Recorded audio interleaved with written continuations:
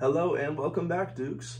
Today, we wanted to take a look at the James Madison University strength of schedule. This team is currently ranked within the top 25 nationally in both the AP and coaches poll, so let's see how they got there.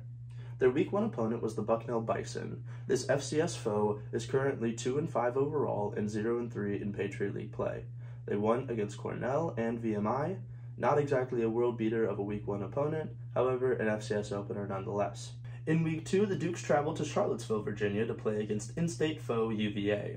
This team started on an 0-5 skid, however has had two back-to-back quality wins, beating up against a ranked FCS opponent in William & Mary, and then this past weekend winning against the number 10 team in the nation, the UNC Tar Heels, on the road.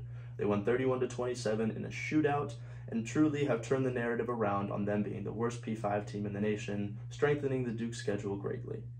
In Week 3, the Dukes extended their road trip and went to Troy, Alabama to play against the Trojans. This Troy team is currently 5-2, and their first two losses came against Kansas State and James Madison University. Since then, they are on a 4-game winning streak with quality wins over Georgia State as well as Western Kentucky. This Troy team is the defending conference champions and looking like they're going to make a reappearance in the Sun Belt Championship game.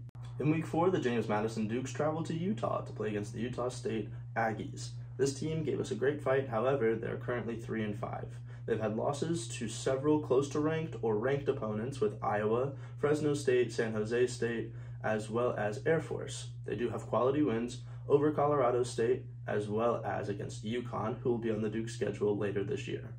The Dukes then came back home to Harrisonburg, Virginia to play against the University of South Alabama Jaguars. This team is currently 4-3 and tied for first in the Sun Belt West Division.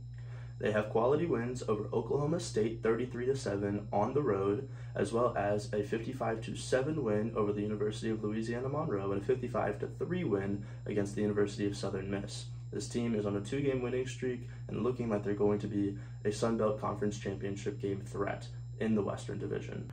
The Dukes continued their homestay where they played against the Georgia Southern Eagles. This team is currently 5-2 with losses coming to James Madison University and Wisconsin. They have quality wins over UAB as well as ULM and Coastal Carolina University this year. They are 2-1 in conference play and still looking like a Sun Belt East threat this upcoming year. The Dukes schedule has been constantly building with the Sun Belt rivals, as you can see. And finally, the Dukes traveled to Huntington, West Virginia this past weekend to play against the Marshall Thundering Herd. They beat them 20-9 in a defensive slugfest. The Marshall Thundering Herd has been a up-and-down team this year. They started off the season 4-0 with quality wins against ECU, Virginia Tech, and Old Dominion. However, they're on a 3-game skid, losing to Georgia State, NC State, and JMU. This team looked poised to make a Sun Belt East push this year, however, they're on a bit of a skid with a lot of injuries hitting them.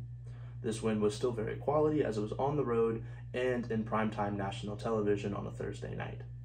Now the Dukes will go and face against the ODU Monarchs to improve their strength of schedule and their strength of record, which currently sits at 11th in the ESPN rankings. Hopefully the Dukes will be ranked again this next weekend and we'll have another reason to cheer Go Dukes.